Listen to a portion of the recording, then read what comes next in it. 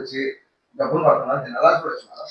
నిజంగా అంటే చాలా బాధగా ఉందండి. వాళ్ళని ఎందుకంటే జగన్మోహన్ రెడ్డి గారి హయాంలో అంత వర్క్ డివైడ్ చేయటానికి ఏంటంటే పై స్థాయి నుంచి కింద స్థాయి వరకు ఒక సిస్టమాటిక్ వేగా వర్క్ జరగాలని చెప్పి ప్రజల్లో కూడా వాళ్ళకు కూడా అందుబాటులో ఉండాలని చెప్పి ఈ సచివాలయాలు తీసుకొని వస్తే ఈరోజు చంద్రబాబు నాయుడు గారు వాళ్ళ మీద ఇది నేను పెట్టింది కాదు కదా, నేను తీసుకొని వచ్చింది కాదు కదా, వీళ్ళని సచివాలయ సిబ్బందిని చూస్తే జగన్మోహన్ రెడ్డి గారు గుర్తొస్తారు అని చెప్పి వాళ్ళని ఎంత పని ఒత్తిడి అంటే ఒక మనిషికి పెరాలసిస్ వచ్చిందంటే ఏ విధంగా వాళ్ళని హింసిస్తున్నారో మీరు చూడొచ్చు.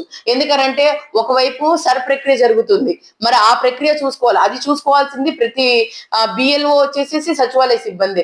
దాని తర్వాత మరి ఇప్పుడు వీళ్ళేదో యోగాంధ్ర దానికేమో ఎన్రోల్ చేయించాలి, వాళ్ళ మీద టార్గెట్లు పెట్టారంట.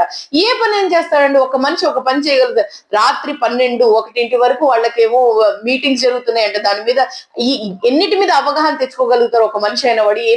ఎంత పని ఏం చేస్తారు? వాళ్ళని గొడ్డి చాకరీ చేయిస్తున్నారు.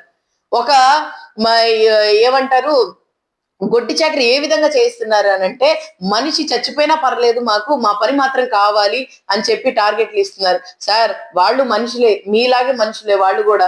వాళ్ళని కూడా వాళ్ళ మీద దయ చూపించండి. వాళ్ళు ఏదో చేసుకునే వాళ్ళు వచ్చే జీతంలో ఎంతో కొంత పని చేసుకున్న ఆ పనిని కూడా మీరు ఇంకా ఒత్తిడి తీసుకొని వస్తే ఒక మనిషి బతకడు. కాబట్టి చంద్రబాబు నాయుడు గారు కానీ కింద స్థాయిలో ఎవరెవరు వాళ్ళకి పనులు చెప్తున్నారో వాళ్ళందరినీ డివైడ్ చేసి ఒకళ్ళకొకళ్ళుగా మరి కోఆర్డినేట్ చేసుకొని వాళ్ళకు కూడా పనులు చెప్పాలని చెప్పి కోరుతున్నాను.